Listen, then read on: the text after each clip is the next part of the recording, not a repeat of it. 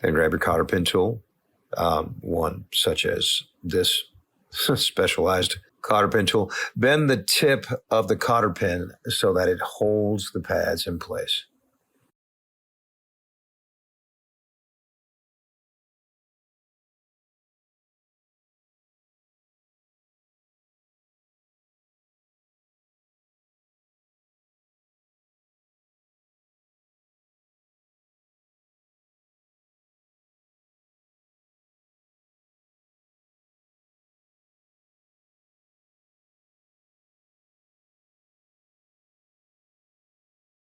All right, let's see if this worked.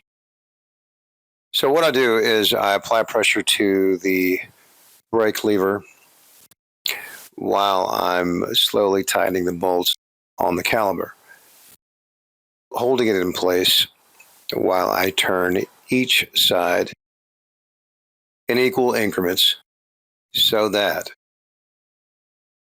it doesn't get off, or it minimizes the chance of it getting off by any amount of measurement. Okay,